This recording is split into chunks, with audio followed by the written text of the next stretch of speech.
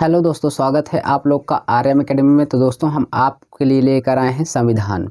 तो यानी SSC GD वालों के लिए संविधान के क्वेश्चन होंगे दोस्तों। सभी क्वेश्चनों का बहुत ही महत्वपूर्ण रोल है और जो आपके पेपर में पूछ भी सकता है, और सारे क्वेश्चन प्रीवियस ईयर हैं। तो चलिए दोस्तों क्वेश्चन को स्टार्ट करते हैं। क्वेश्चन को स्टार्ट करने से पहले अगर चैनल पर नए हैं दोस्तों तो चैनल आर्यम एकेडमी को जरूर सब्सक्राइब करिए और लाइक करिए, शेयर करिए। देखिए ये रहा हमारा पहला क्वेश्चन, विश्व का सबसे लंबा लिखित संविधान किस देश का है? तो दोस्तों विश्व का सबसे लंबा और लिखित संविधान दोस्तों हमारे भारत का है। अगर ध्यान रहे हमारे भारत का सबसे लंबा और लिखित संविधान है तो डी ऑप्शन होगा। लेकिन दोस्तों अगर मैं कहूँ संविधान संशोधन प्रक्रिया कहाँ से लिया गया है तो दक्षिण अफ्रीका से लिया गया है दोस्तों। यहाँ से अगर मैं आपसे कहूँ कि संविधान संशोधन प्रक्रिया कहाँ से लिया गया है, दक्षिण अफ्रीका से। अनुच्छेद कौन से अनुच्छेद से दोस्तों? तो 368वें अनुच्छेद के तहत, ठीक है ना। हाँ, तो संविधान संशोधन प्रक्रिया किस अनुच्छेद में होता है? 368 अनुच्छेद में होता है, आप जानते रहिए। और यहाँ पे बता दो संयुक्त राज्य अमेरिका से मौलिक अधिकार को लिया गया है। और संयुक्त राज्य अमेरिका का दोस्तों सबसे पहला क्या था दोस्तों? संविधान था, ठीक है। सबसे पहला संविधान कहाँ पर बनाया गया था? संयुक्त राज्य अमेरिका में। तो ये क्वेश्चन मैंने आपको क्लियर कराया, ठीक है ना दोस्तों। चलिए आगे देखते हैं, आगे के जो क्वेश्चन है उसको भी क्लियर करते हैं। ये रहा दूसरा क्वेश्चन हमारा, कह रहा है कानून का शासन किसी भी की नींव है। किसका नींव है हो सकता है दोस्तों? आप बताइए। ये हो सकता है लोकतंत्र की। किसकी नींव है? ये लोकतंत्र की नींव है दोस्तों। यहाँ पे डी ऑप्शन करेक्ट होगा। और आप देखिए कानून का शासन किसी भी लोकतंत्र की नींव है, जिसका अर्थ है कि कोई भी व्यक्ति कानून से ऊपर नहीं है दुनिया में। भाई दुनिया की बात मैं नहीं कर रहा हूँ, भारत की। तो भारत में कानून की जो बात है ना, कानून से ऊपर कोई भी व्यक्ति नहीं है, चाहे जो हो वो, ठीक, चाहे जिस पर पद पर हो। अगर कानून के खिलाफ काम करेगा उसको दंड जरूर मिलेगा, इसका ये कहने का मतलब है। चलिए आगे देखते हैं अगला क्वेश्चन। ये रहा हमारा तीसरा क्वेश्चन और बहुत ही बार पूछा जाने वाला क्वेश्चन है। 26 नवंबर 1949 को डॉक्टर राजेंद्र प्रसाद ने सभा के अध्यक्ष के रूप में दस्तावेज पर हस्ताक्षर किए। यहाँ किस दस्तावेज के बारे में बात की जा रही है? देखिए दोस्तों इस क्वेश्चन से 3-4 क्वेश्चन बनते हैं। मैं आपको सारे क्वेश्चनों को डिटेल में समझाऊंगा, ठीक है। चलिए खैर इस क्वेश्चन का आंसर तो आपका हो जाएगा संविधान सभा, अर्थात सी ऑप्शन करेक्ट होगा। आइए इस क्वेश्चन को हम लोग अच्छे से समझते हैं। आपके पेपर में आएगा कि संविधान सभा को कब अपनाया गया दोस्तों? पहला क्वेश्चन ध्यान से सुनिए, संविधान सभा को कब अपनाया गया था? तो 26 नवंबर 1949 को अपनाया गया था संविधान सभा को, ठीक है। चलिए दूसरा क्वेश्चन, संविधान सभा के यानी देखिए दोस्तों संविधान सभा के अस्थाई अध्यक्ष कौन थे? तो संविधान सभा के अस्थाई अध्यक्ष बने थे डॉक्टर राजेंद्र प्रसाद ने। और अस्थाई अध्यक्ष कब बने थे ये भी पूछता है। तो अस्थाई अध्यक्ष आपके डॉक्टर सच्चिदानंद बने थे, जबकि अस्थाई कौन बने थे दोस्तों? ये कौन? डॉक्टर राजेंद्र प्रसाद बने थे, ठीक है ना। ये भी चीज़ें आप लोग को जानते रहना, वो भी कब दोस्तों? यह भी आपको डेट भी पता होना चाहिए, ठीक है ना। हाँ चलिए आगे देखते हैं और अगला क्वेश्चन उसको भी हम लोग क्लियर करते हैं। प्रस्तावना आपको पता है दोस्तों, प्रस्तावना है। प्रस्तावना कहाँ पर है दोस्तों? ये प्रस्तावना आप बताइए कि ये कहाँ से लिया गया? समवर्ती सूची से है, ठीक है। ये भी आपको पता होना चाहिए। और समवर्ती सूची कहाँ पर है दोस्तों? ये असमवर्ती सूची ऑस्ट्रेलिया से लिया गया है। आइए देखते हैं अगला क्वेश्चन। ये रहा दोस्तों, ये रहा हमारा 4 नंबर क्वेश्चन। क्या कह रहा है? भारत सरकार में सरकार का एक संसदीय स्वरूप है जो के संविधान से आहरित एक विशेषता है। तो संविधान किस देश से आहरित लिया गया है? तो ये दोस्तों ब्रिटेन से लिया गया है। सबको पता है कि भारत का जो संविधान है वो किस संविधान यानी किस देश से लिया गया है, किस देश से संबंधित है? तो वो ब्रिटेन से संबंधित है दोस्तों, ठीक है। मैंने आपको बताया कि ऑस्ट्रेलिया दोस्तों क्या है? ऑस्ट्रेलिया मैं आपको बताऊं, ऑस्ट्रेलिया की राजधानी कैनबरा है दोस्तों। ऑस्ट्रेलिया की राजधानी कैनबरा है, फिर से समझ लीजिए। इस क्वेश्चन का आंसर बी ऑप्शन हो गया। ऑस्ट्रेलिया की राजधानी कैनबरा है। ऑस्ट्रेलिया को दोस्तों प्यासी भूमि के देश के नाम से भी जाना जाता है, ठीक है। प्यासी भूमियों का देश किसे कहा जाता है? तो ये भी आप लोग जानते रहना। प्यासी भूमियों का देश कैसे ऑस्ट्रेलिया को कहा जाता है। इसको कंगारुओं का देश कहा जाता है, ये भी जानिए। यहाँ पे मर्रे डार्लिंग नदी है जो बहुत ही महत्वपूर्ण नदी है दोस्तों। कौन सी नदी है दोस्तों? मर्रे डार्लिंग नदी, ठीक है ना। ये चीज़ें आप लोग जानते रहना, यहाँ पे बहुत ही फेमस है। यहाँ पे ऑस्ट्रेलिया में सबसे बड़ा पर्वत है माउंट कोसिस्को। माउंट कोसिस्को है दोस्तों, यहाँ पे कोसिस्को, यहाँ पे है माउंट कोसिस्को, बहुत ही फेमस पर्वत है। ऑस्ट्रेलिया में ही दोस्तों यहाँ यहाँ पे आपका एक होता है, बहुत ही पूछा जाता है क्या, ग्रैबो से करके जितने भी मरुस्थल है सब यहाँ पे ग्रैंड सैंडी, ग्रैंड ग्रैबो, ये सब यहाँ पे मरुस्थल बहुत ही ज़्यादा पाए जाते हैं। आयर झील दोस्तों बहुत पूछी जाती है। आयर झील कहाँ पर है दोस्तों, यहीं पर ऑस्ट्रेलिया में ही आयर झील, आपके पेपर में बहुत पूछा जाता है आयर झील कहाँ, ऑस्ट्रेलिया में। सबसे ज़्यादा फेमस क्वेश्चन मैं आपको बता दूं दोस्तों कि ऑस्ट्रेलिया की राजधानी कैनबरा है, पर ऑस्ट्रेलिया की पश्चिमी राजधानी जब पूछे दोस्तों तो इसमें लड़के धोखा खा जाते हैं, क्योंकि उनको पता है कि ऑस्ट्रेलिया की राजधानी कैनबरा है, पर ये नहीं पता है उन्हें कि ऑस्ट्रेलिया की पश्चिमी राजधानी क्या है। पेपर में कई बार पूछा है। तो ऑस्ट्रेलिया की पश्चिमी राजधानी जो होती है दोस्तों वो होती है पर्थ है। आप याद कर लीजिए, पर्थ है, ठीक है ना। पर्थ बहुत ही फेमस है दोस्तों। पर्थ जो है ये ऑस्ट्रेलिया की पश्चिमी राजधानी है, आपको पता होना चाहिए। ठीक, ये रहा दोस्तों ऑस्ट्रेलिया से संबंधित जितने भी क्वेश्चन उसके इर्द गिर्द बनते हैं, मैंने आपको क्लियर कराया, आपको जरूर समझ में आया होगा। चलिए देखते हैं अब दूसरे टॉपिक पे। यहीं पे दोस्तों हम बात करेंगे अगर कि संयुक्त राज्य अमेरिका क्या है दोस्तों। तो संयुक्त राज्य अमेरिका भी दोस्तों यहाँ पे है, जो क्या है, ये सबसे पहला संविधान को बनाया था, सबसे पहले संविधान को बनाया। मौलिक अधिकार यहीं से लिया गया है दोस्तों, आप लोग ये भी जानते रहना। दक्षिण अफ्रीका से मैंने आपको बताया कि संविधान संशोधन प्रक्रिया किस अनुच्छेद में है, तो 368 में है दोस्तों। ठीक है, 368 अनुच्छेद में है संविधान संशोधन प्रक्रिया, और ये कहाँ से लिया गया है, साउथ अफ्रीका कहिए या दक्षिण अफ्रीका कहिए, बात एक ही है दोस्तों। ठीक है, तो यहाँ पे आपका आंसर, यहाँ पे इस क्वेश्चन का आंसर तो बी हो गया, आपको क्लियर हो जाना चाहिए। अगला देखते हैं, ये रहा हमारा 5 नंबर क्वेश्चन। राज्यों की परिषदों को के रूप में भी जाना जाता है। तो राज्य की जो परिषदें होती है दोस्तों उनको किस रूप में जाना जाता है, तो उनको हम लोग राज्यसभा के रूप में जानते हैं। सी ऑप्शन करेक्ट होगा। चलिए इस क्वेश्चन का तो सी ऑप्शन हो गया। अब यहाँ से मैं आपको बताऊं कि लोकसभा आपके पेपर में दिया है। लोकसभा क्या है दोस्तों, लोकसभा को हम उच्च सदन के नाम से जानते हैं। किस सदन से नाम से जानते हैं, उच्च सदन के नाम से जानते हैं दोस्तों, आपको ये भी पता होना चाहिए। ठीक है ना, उच्च सदन के नाम से जानते हैं। लोकसभा का कार्यकाल दोस्तों 5 वर्ष के लिए होता है, ये भी आपको पता होना चाहिए। और यहाँ पे आपको मैं बता दूं कि लोकसभा का चुनाव लड़ने के लिए आपकी उम्र कम से कम 25 वर्ष की होनी चाहिए। ठीक है ना। और यहाँ पे देखिए दोस्तों, लोकसभा किस अनुच्छेद में अब बात की गई, लोकसभा का गठन होगा अनुच्छेद 81 में। ठीक है ना, किसमें, तो यहाँ पे आपका अनुच्छेद 81 में दोस्तों लोकसभा की बात की गई है। अनुच्छेद 81 में लोकसभा को, सॉरी यहाँ पे लोकसभा को निम्न सदन कहा जाता है। यहाँ पे थोड़ा सा मिस्टेक हो गया, कोई बात नहीं दोस्तों, यहाँ पे हम लोकसभा को निम्न सदन के नाम से जानते हैं। ठीक, कोई दिक्कत नहीं है। अब देखिए यहाँ पे ऐसे ही गौर करने वाली बात है, जिसको आ रहा था वो सोच रहा होगा नहीं ऐसा नहीं हो सकता, पर ऐसा है दोस्तों। लोकसभा को निम्न सदन कहते हैं। राज्यसभा की बात करें तो इसको हम उच्च सदन के नाम से जानते हैं। ठीक है, उच्च सदन के नाम से जानते हैं, ये भी जानते रहना, उच्च सदन के। और राज्यसभा का कार्यकाल दोस्तों 6 वर्ष का होता है। देखिए राज्यसभा के सदस्यों का कार्यकाल, ठीक है ना, 6 वर्ष का होता है। और यहाँ पे राज्यसभा में दोस्तों, राज्यसभा का चुनाव यहाँ पे जो लड़ना है, चुनाव को लड़ने के लिए आपकी उम्र कितनी होनी चाहिए दोस्तों, राज्यसभा के चुनाव को लड़ने के लिए 30 वर्ष होनी चाहिए आपकी उम्र। ठीक है ना, ये सारे क्वेश्चन आपको पता होने चाहिए, ये सारे क्वेश्चन आपके एग्जामों में भर भर के पूछता है।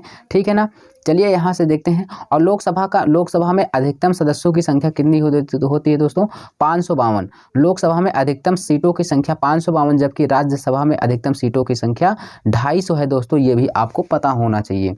चलिए देखते हैं आगे जो है अगला क्वेश्चन क्या है, उसको भी क्लियर करते हैं। चैनल पर नए हैं दोस्तों तो चैनल को जरूर सब्सक्राइब करिए। ये रहा हमारा अगला क्वेश्चन। लोकसभा का कार्यकाल जब तक भंग ना हो उसकी पहली बैठक की नियत तारीख से तक होता है। मैंने आपको बताया कि लोकसभा का जो कार्यकाल होता है दोस्तों वो आपका 5 वर्ष के लिए होता है। अभी मैंने आपको बताया लोकसभा का कार्यकाल 5 वर्ष के लिए, उम्र 25 वर्ष के लिए होना चाहिए। लोकसभा का अनुच्छेद 81 में बात की गई है लोकसभा की। और लोकसभा की अधिकतम सीटों की संख्या कितनी होती है दोस्तों, 552 होती है। लोकसभा को हम लोग निम्न सदन कहते हैं। निम्न सदन या कभी कभी निचला सदन भी दिया रहेगा, ये भी आपकी बातें करेक्ट हो जाएगी। ठीक है ना, तो ये लोकसभा इससे संबंधित ये सारे क्वेश्चन थे, हमने आपको क्लियर कराया। चलिए नेक्स्ट क्वेश्चन देखते हैं, ये 6 हो गया। अगला है ये आपके सामने 7 नंबर क्वेश्चन। क्या कह रहा है, निम्नलिखित में से किस मामले में लोकसभा और राज्यसभा को समान शक्तियां प्राप्त नहीं है। देखिए दोस्तों, सब प्राप्त है, शक्तियां सब प्राप्त है, पर एक जगह नहीं प्राप्त है, कहाँ पर, धन विधेयक को पारित करने में। तो यहाँ पे आपका सी ऑप्शन रट लीजिए, कि धन विधेयक में राज्य और लोकसभा को एक बराबर शक्ति नहीं है, कि सिर्फ लोकसभा में ही धन विधेयक पारित किया जा सकता है और सभी शक्तियां हैं सबके पास। राष्ट्रपति पर महाभियोग चलाने की दोनों के पास शक्तियां हैं दोस्तों, राज्यसभा और लोकसभा के दोनों के पास। सर्वोच्च न्यायालय और उच्च न्यायालय के न्यायाधीशों पर भी महाभियोग लगा सकते हैं, यानी उपराष्ट्रपति हो, राष्ट्रपति हो, इन सब पर क्या कर सकते हैं ये लोग महाभियोग लगा सकते हैं। असंविधान संशोधन प्रक्रिया की भी शक्ति है दोनों को, लेकिन धन विधेयक पारित करने की नहीं है, ठीक ना। चलिए अगला देखते हैं, ये रहा हमारा नेक्स्ट क्वेश्चन। चुनाव आयोग राज्य विधानमंडल और राष्ट्रपति और उपराष्ट्रपति के पदों का चुनाव संचालन कौन करता है? तो ये दोस्तों इस चुनाव का संचालन कौन करते हैं? तो यहाँ पे बी हो जाएगा, संसद करता है दोस्तों। संसद का अनुच्छेद कौन सा हो जाएगा? संसद की बातें 79 में कहा गया है, ठीक है ना। संसद है ये 79 में कहा गया है संसद की बातें, ठीक। तो संसद जो है दोस्तों किन तीन चीज़ों से मिलकर बना है, एक राष्ट्रपति, एक राज्यसभा, एक लोकसभा, इनसे सब मिलकर ये बना हुआ है, ठीक ना। मैंने आपको सारी चीज़ें क्लियर करा दिया है। ये रहा आपका अगला क्वेश्चन, लोकसभा का सदस्य बनने के लिए न्यूनतम आयु कितनी होनी चाहिए? मैंने अभी बताया लोकसभा का आप सदस्य हैं तो आप 5 वर्ष तक पद पर बने रहेंगे और उसका चुनाव आप 25 साल तक के हैं तभी आप चुनाव लड़ सकते हैं। अर्थात इस क्वेश्चन का सही जवाब आंसर होगा आपका डी ऑप्शन कि लोकसभा की न्यूनतम आयु कितनी होनी चाहिए? 25 वर्ष दोस्तों, और इसका कार्यकाल 5 वर्ष का होता है। निचला सदन इसे कहते हैं, निचला सदन कहते हैं। अधिकतम सीटों की संख्या 552 होती है। अनुच्छेद यहाँ पे आपको 81 में कहा गया है लोकसभा की बात गठन के बारे में, ठीक है ना। और यहाँ पे देखिए दोस्तों, इसे धन विधेयक पारित करने की क्या किया गया है, पा सकती है, जबकि राज्यसभा को नहीं है, ठीक है ना। ये चीज़ें अभी आप लोग जानते रहना। आइए अगला क्वेश्चन देखते हैं। संसद के निचले सदन के, देख लिए, संसद के निचले सदन के अधिकतम सदस्यों की संख्या कितनी होती है? क्वेश्चन आ गया आपके सामने। तो मैंने बार बार बता रहा था, संसद का निचला सदन, देखिए संसद के 2 सदन होते हैं, एक उच्च सदन जिसे राज्यसभा कहते हैं और निचले सदन लोकसभा कहते हैं। तो मैंने अभी भी बताया कि जो लोकसभा है दोस्तों, लोकसभा में अधिकतम सीटों की संख्या कितनी है? 552। बार बार बता रहा हूँ, लोकसभा का कार्यकाल 5 वर्ष का, ये और इसकी उम्र लड़ने के लिए, चुनाव लड़ने के लिए 25 वर्ष होनी चाहिए। इसे निचला सदन कहा जाता है या निम्न सदन कहा जाता है। सारा चीज़ें आपके सामने आ रहा है आगे चलकर, ठीक है ना। और 250 सदस्य सीटों की संख्या किस में है दोस्तों? राज्यसभा में, ठीक। ये भी क्वेश्चन आपसे पूछ सकता है, ठीक। चलिए आगे देखते हैं अगला क्वेश्चन। संसद किससे मिलकर बनती है? तो संसद मैंने आपको बताया राष्ट्रपति, राज्यसभा और लोकसभा तीनों से मिलकर बनी है। राष्ट्रपति का चुनाव यहाँ पे, अगर यहाँ पे इस क्वेश्चन का जवाब देना होगा तो इस क्वेश्चन का आंसर ए ऑप्शन हो जाएगा, ठीक। इसमें कोई संदेह नहीं है, आपका आंसर ए ऑप्शन करेक्ट हो गया। अब आइए मैं इसको थोड़ा सा मैं आपको बताता हूँ। राष्ट्रपति का आप पद पर हैं तो आप राष्ट्रपति कब बनेंगे? राज्यसभा में ही। ये जो राज्यसभा होते हैं, राज्यसभा में इसकी सीटों की संख्या, यानी अगर देखें तो 250 होता है। इसका चुनाव लड़ने के लिए आपकी उम्र कितना होना चाहिए दोस्तों? यानी इसका राज्यसभा के सदस्यों का कार्यकाल 6 वर्ष का होता है। अधिकतम सीटों की संख्या 250 होती है। और यहाँ पे देखिए दोस्तों, जो राष्ट्रपति होते हैं ना, राष्ट्रपति का चुनाव लड़ने के लिए आपकी उम्र कितना होना चाहिए दोस्तों? 35 वर्ष का होना चाहिए। और राष्ट्रपति का कार्यकाल कितना होता है? 5 वर्ष का कार्यकाल होता है, ठीक। ये अध्यादेश जारी कर सकता है, अनुच्छेद 123 के तहत राष्ट्रपति अध्यादेश जारी कर सकता है, ठीक। लोकसभा को मैंने बताया कार्यकाल 5 वर्ष का, 25 वर्ष की उम्र होनी चाहिए चुनाव लड़ने के लिए। और लोकसभा में अधिकतम सीटों की संख्या 552। अब यहाँ पे राज्यसभा अनुच्छेद किस में कहा गया है दोस्तों? 80 में। राज्यसभा की बातें अनुच्छेद 80 में, जबकि लोकसभा की बातें किया गया है अनुच्छेद 81 में कहा गया है। ये सारी चीज़ें आपको क्लियर होनी चाहिए। चलिए आइए देखते हैं अगला क्वेश्चन। ये रहा आपके सामने 12 नंबर क्वेश्चन, कह रहा है संसद के संयुक्त सत्र के बारे में सही नहीं है। आइए देखते हैं कौन सा सही नहीं है ऑप्शन, ठीक है। बताइए इसमें कौन सा सही नहीं होगा। तो यहाँ पे आपको सबको पता है दोस्तों कौन सा नहीं सही होगा। तो चलिए यहाँ पे क्या कहा है, देखिए यहाँ पे कह दिया है, अब तक दोनों सदनों की संयुक्त बैठक 3 मौकों पर हो चुकी है। ये कहा है क्वेश्चन में 12 में, ठीक है। हाँ हो चुकी है, कोई बात नहीं है। राष्ट्रपति संयुक्त राष्ट्र के लिए दोनों सदन बुला सकता है। हाँ, राष्ट्रपति दोनों सदनों को अध्यक्षता यानी बुलाता है, पर उसकी अध्यक्षता करता नहीं। उसकी अध्यक्षता कौन करता है? लोकसभा का अध्यक्ष कर। संसद के दोनों सदनों के गतिरोध को दूर करने के लिए संयुक्त सत्र आयोजित किया जाता है। हाँ बिल्कुल सही है। जबकि यहाँ पे आपका आंसर क्या होगा दोस्तों?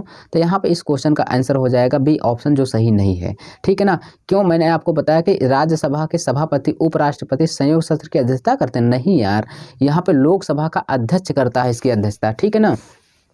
आपको जरूर समझ में आ रहा होगा दोस्तों, ठीक है ना। तो चलिए देखते हैं आगे क्या है अगला क्वेश्चन। ये रहा हमारा अगला क्वेश्चन कह रहा है कि भारतीय संविधान में मूल लेख में अनुच्छेद थे। तो पहले सबसे पहले अनुच्छेद कितने थे दोस्तों? संविधान में 395 अनुच्छेद थे दोस्तों, आपको पता होना चाहिए, ठीक है ना। और 12 अनुसूची थी, 12 अनुसूची थी दोस्तों, तब 22 भाग थे। अब वर्तमान में दोस्तों कितने हो गए हैं? 25 भाग हो चुके हैं, ठीक है ना। चलिए आगे देखते हैं। ये रहा हमारा नेक्स्ट क्वेश्चन और उसको भी हम लोग क्लियर करते हैं। क्या कह रहा है? भारतीय संविधान में किस अनुच्छेद में कहा गया है कि भारत अर्थात इंडिया राज्यों का संघ है? देखिए दोस्तों, अनुच्छेद आपका किस में कहा गया? राज्यों का संघ है। तो अनुच्छेद 1 में कहा गया है राज्यों का संघ है, ठीक है। जबकि अनुच्छेद 2 में कहा गया है कि राज्यों की सीमा, ठीक है, क्षेत्र, उसके नाम को घटा या बढ़ा सकता है अनुच्छेद 2 में, ठीक, ये बातें कहा गया। चलिए आगे देखते हैं। ये रहा हमारा अगला क्वेश्चन। भारतीय संविधान में समानता का अधिकार संबंधी अनुच्छेद है। समानता के अधिकार, देखिए दोस्तों, समानता का जो अधिकार संबंधी जो अनुच्छेद है, तो यहाँ से अगर देखेंगे तो इसका सही आंसर हो जाएगा 5, सी ऑप्शन करेक्ट होगा। चलिए आगे देखते हैं। भारत के संविधान के अनुच्छेद 17 संबंधित है। अनुच्छेद 17, देखिए दोस्तों, अनुच्छेद 17, इस क्वेश्चन का आंसर तो हो जाएगा अस्पृश्यता का अंत, अर्थात यहाँ पे हो जाएगा बी ऑप्शन। लेकिन मैं आपको कहूँ, विधि के समझ समता का अधिकार अनुच्छेद 14 में कहा गया है। विधि के समझ समानता का अधिकार अनुच्छेद 14 में। उपाधियों का अंत दोस्तों अनुच्छेद 18 में कहा गया है। ये चीज़ें आपको पता होना चाहिए। शिक्षा का अधिकार दोस्तों अनुच्छेद 21 के ए में कहा गया है। ये चीज़ आपको आना चाहिए। 21 के ए में कहा गया है शिक्षा का अधिकार, कहा गया अनुच्छेद 21 के ए में। 6 से 14 वर्ष के आयु के बच्चों को निःशुल्क शिक्षा और फ्री में यानी पढ़ाई होगी, ये आपको कहा गया सरकारी कॉलेजों में, ठीक। और दूसरी बात, यहाँ पे ये किस संविधान संशोधन द्वारा जोड़ा गया है? तो ये 66वें संविधान संशोधन द्वारा, 66वें संविधान संशोधन द्वारा 2002 में इसको जोड़ा गया है दोस्तों, ये शिक्षा का अधिकार अनुच्छेद 21 के ए में, ठीक। चलिए देखते हैं अगला क्वेश्चन। ये रहा हमारा अगला क्वेश्चन। कह रहा अस्पृश्यता की अवधारणा को समाप्त करता है किसी भी रूप, अतः अस्पृश्यता का अंत अभी भी हमने आपको बताया अनुच्छेद 17 है। जबकि यहाँ पे दोस्तों ये अनुच्छेद 15 क्या है? अनुच्छेद 15 धर्म, जाति, लिंग भेदभाव, यानी धर्म, जाति, मूल, वंश, लिंग, इन सब में भेदभाव नहीं होगा। अर्थात आप जैसे कॉलेज में पढ़ाई कर रहे हैं तो एक निम्न जाति का है, एक उच्च जाति का है, तो पहले क्या होता था? नहीं बैठने देते थे। अब क्या होगा? बराबर में पढ़ सकते हैं, बराबर बैठ के खा सकते हैं, ठीक है, सभा कर सकते हैं, सब कुछ छूट हो गया। अनुच्छेद 15 के तहत भेदभाव नहीं होगा। अनुच्छेद 16 में है लोक नियोजन, ठीक। लोक नियोजन का मतलब क्या है दोस्तों? सरकार की तरफ से कोई योजना आएगी, कोई आपका वैकेंसी निकलेगा तो आप वहाँ पे सब लोग अप्लाई कर सकते हैं, ठीक। अनुच्छेद 14 में है वित्त की समझ समानता का अधिकार, ये भी चीज़ आपको जानते रहना, ये सारी चीज़। मूल संविधान में 395 अनुच्छेद थे, ठीक, ये भी आपको जानते रहना है। चलिए ये रहा आपका अगला क्वेश्चन। कह रहा है अनुच्छेद 18 में भारतीय संविधान का कौन सा अनुच्छेद उपाधियों का अंत से संबंधित है? ये बहुत ही फेमस है, उपाधियों का अंत दोस्तों। इस क्वेश्चन का आंसर हो जाएगा डी ऑप्शन। अब मैं आपको बता दूं कि यहाँ पे अनुच्छेद 19 क्या है? बोलने की स्वतंत्रता है दोस्तों। अनुच्छेद 16 अभी मैंने बताया लोक नियोजन से संबंधित है। अनुच्छेद 17 आपका अस्पृश्यता के अंत से संबंधित है। और ये सारे जो संविधान दिए गए हैं ये कौन सा है? मौलिक अधिकार है दोस्तों, मौलिक अधिकार, ठीक, मौलिक अधिकार हैं। मौलिक अधिकार को कहाँ से लिया गया है? अमेरिका से लिया गया है मौलिक अधिकार दोस्तों। अनुच्छेद 12 से लेकर कहाँ तक है? 35 तक है, ये भी आप लोग जानते रहना। अनुच्छेद 32 को दोस्तों मौलिक अधिकार में संविधान की आत्मा कहा था। किसने कहा था? भीमराव अंबेडकर ने कहा था। ये भी चीज़ें आप सब जानते रहना। पहले 7 मौलिक अधिकार थे दोस्तों, अब वर्तमान में 6 है दोस्तों। यहाँ पे किसको हटा दिया गया? संपत्ति के अधिकार को हटा करके दोस्तों ये 44वें संविधान संशोधन द्वारा 1978 के तहत हटा करके इसको अनुच्छेद 300 के काम में कर दिया गया है। ये सारी चीज़ें आपको पता होना चाहिए। चलिए नेक्स्ट क्वेश्चन देखते हैं। ये रहा हमारा अगला क्वेश्चन। क्या कह रहा है? भारतीय संविधान के किस अनुच्छेद के तहत एक नागरिक को कोई भी उपजीविका या व्यापार करने की स्वतंत्रता है? तो यहाँ पे ये क्वेश्चन आ गया है। ये क्वेश्चन बहुत ही अच्छा है और यहाँ पे आप इसका आंसर बताएंगे तो इस क्वेश्चन का आंसर हो जाएगा ए ऑप्शन करेक्ट हो जाएगा। यानी यहाँ पे आपका क्लियर हो गया, बोलिए ए ऑप्शन करेक्ट होगा, ठीक। चलिए देखते हैं अगला क्वेश्चन। ये रहा आपका क्वेश्चन। कह रहा है कि कौन सा अनुच्छेद अभिव्यक्ति की आज़ादी यानी बोलने की स्वतंत्रता, मैंने आपको बताया था ये अनुच्छेद 20 हो जाएगा, ठीक, बोलने की स्वतंत्रता। अनुच्छेद 20 में क्या है दोस्तों? दोष सिद्ध निवारण है कि, ठीक है, किसी भी आपको कोई भी पकड़ने आएगा तो उसको दोष सिद्ध, उसके बारे में आप दोष सिद्ध करोगे। आपको कोई भी अगर गिरफ्तार करता है तो आप किस दोष में आप ले जा रहे हैं, ये दोष सिद्ध करने का आप यहाँ पे किसी भी वकील को चुन सकते हैं, ठीक है। यहाँ पे आज 21 के ए में मैंने अभी भी बताया कि शिक्षा का अधिकार है और ये 66वें संविधान संशोधन द्वारा 2002 में इसको क्या किया गया था? ऐड किया गया था अनुच्छेद 21 के ए में, ठीक। अनुच्छेद 21 क्या है दोस्तों, जीवन जीने का अधिकार है, ये भी आपको पता होना चाहिए। ठीक, ये रहा दोस्तों आपका अगला क्वेश्चन। और ठीक है दोस्तों, का अगला क्वेश्चन और ये लास्ट क्वेश्चन होगा। ठीक, चलिए यहाँ पे क्या कह रहा है, कह रहा है कि भारतीय संविधान कौन सा अनुच्छेद प्राण एवं दैहिक स्वतंत्रता, प्राण एवं दैहिक स्वतंत्रता इसे ही कहते हैं दोस्तों अनुच्छेद 21 को, जिसे जीवन जीने का अधिकार कहते हैं। ठीक है, और मैंने आपको बताया था ये बोलने का स्वतंत्रता है अनुच्छेद 21। और यहाँ पे आपको मैं बता दूं कि अनुच्छेद 20 क्या है, दोष सिद्ध, किसी भी दोष सिद्ध करने के लिए है। ठीक है ना दोस्तों, चलिए ये रहा आपका अगला क्वेश्चन और आप बताइए, ये रहा आपके सामने और ये रहा बहुत ही अच्छा क्वेश्चन, बताइए क्या होगा इसका सही जवाब। चलिए इसका आप अगर सही जवाब देखेंगे तो कौन शिक्षा का अधिकार प्रदान करता है, मैं आपको चिल्ला चिल्ला कर कह रहा हूँ, अनुच्छेद 21 के ए है दोस्तों, ये शिक्षा का अधिकार है दोस्तों, किस संविधान संशोधन द्वारा। तो मैं आपको यहाँ पे अगर इसको मैं बताऊं तो ये दोस्तों शिक्षा का अधिकार 66वें संविधान संशोधन द्वारा 2002 में इसको जोड़ा गया। 6 से 14 वर्ष तक के बच्चों को, 6 से 14 वर्ष तक के बच्चों को निःशुल्क शिक्षा यहाँ पे मिलेगी दोस्तों, पढ़ाई होगी इसके तहत होगा। ठीक है ना, सारी चीज़ें मैंने बताया। ये आपका है बलात् श्रम है दोस्तों।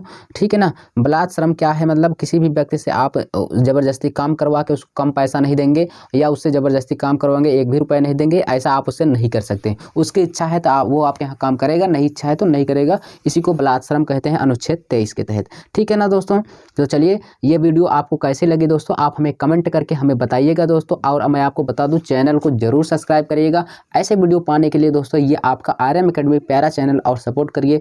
हम मिलेंगे आपको नेक्स्ट वीडियो में। जय हिंद।